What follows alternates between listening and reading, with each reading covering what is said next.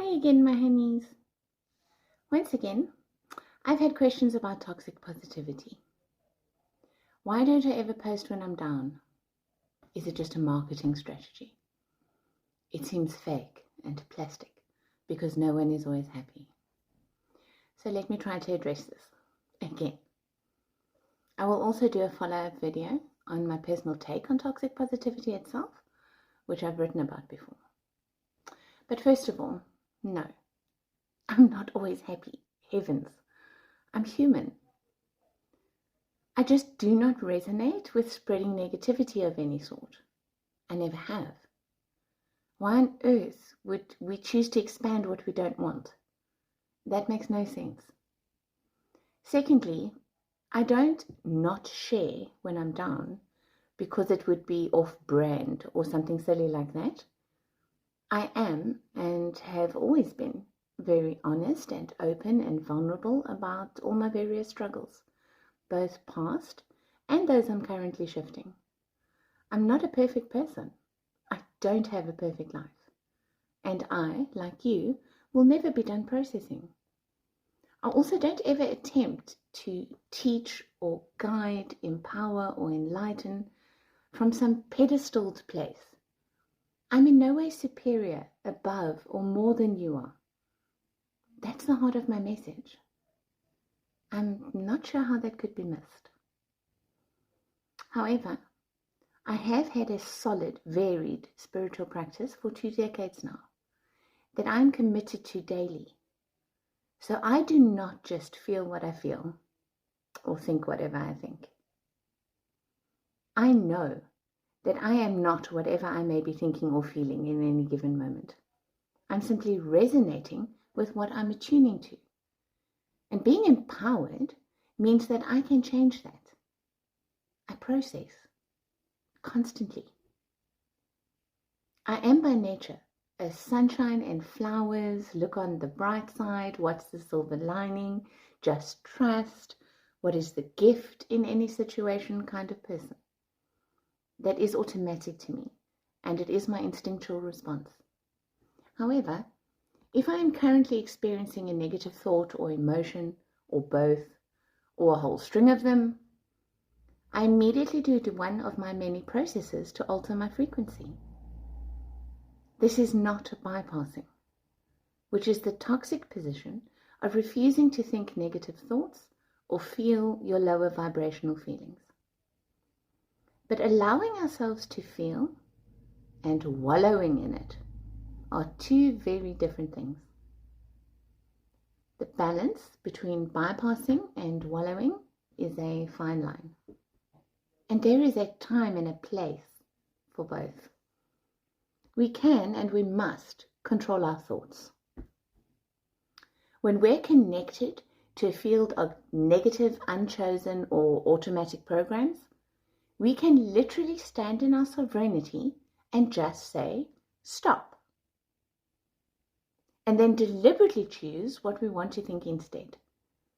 It's vital to the quality of everything in our lives that we do. But did you know that you can make your feelings wait?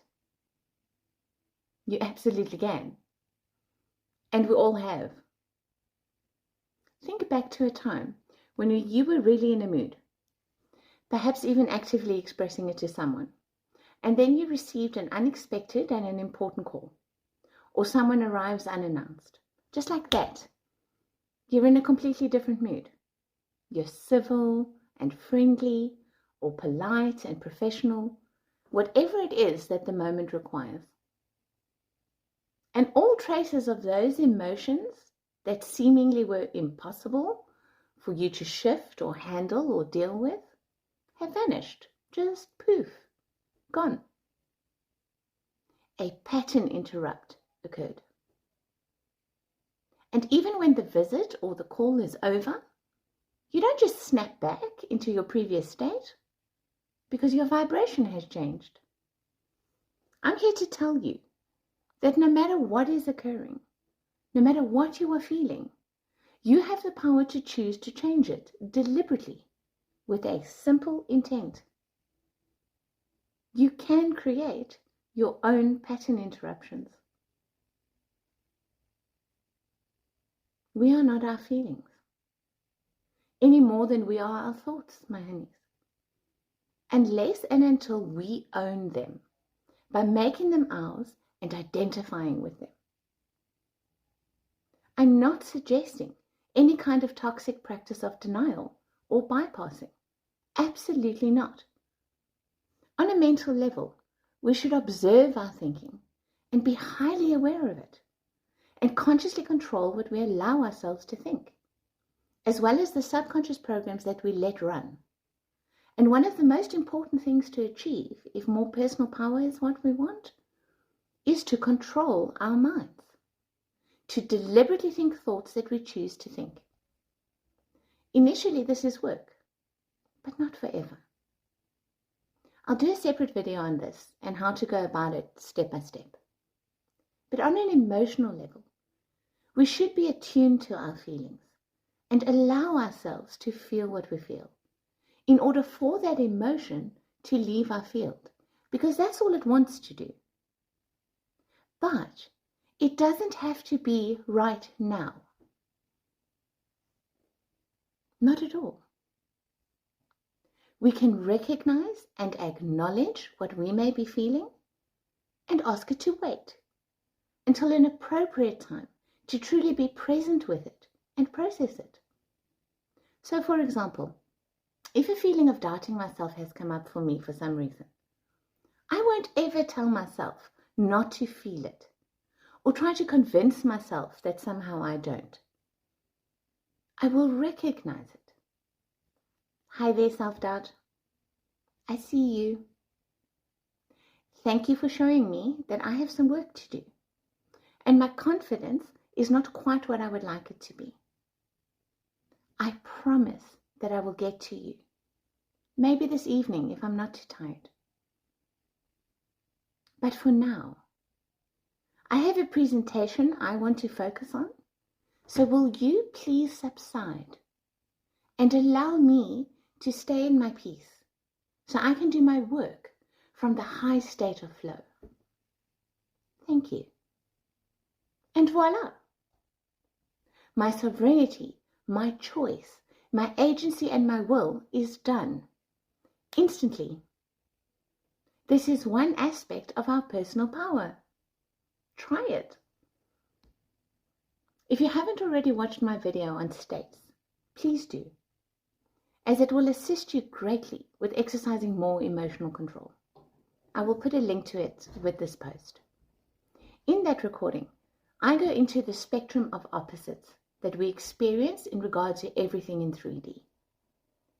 No matter where we're starting from on the positive or the negative spectrum, when we're consciously stuck on that east to west flow, we are actually going around in circles. And that is why patterns repeat. It's not negative karma or some kind of punishment, not at all. Consciousness needs us to expand our light of awareness, to escape that loop once and for all. And that's why it keeps coming back around until we recognize that we are at cause and changing our thinking about what the truth is. There is another option. Our lives are in fact a spiral. It's vertical, from our point of power, evolutionary or de-evolutionary. And everything is always trying to show us our point of personal power,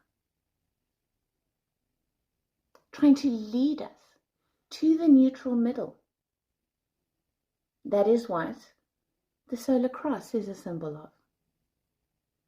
It is my intent to show you how to harness your personal point of power, my honeys. May this information assist towards that end.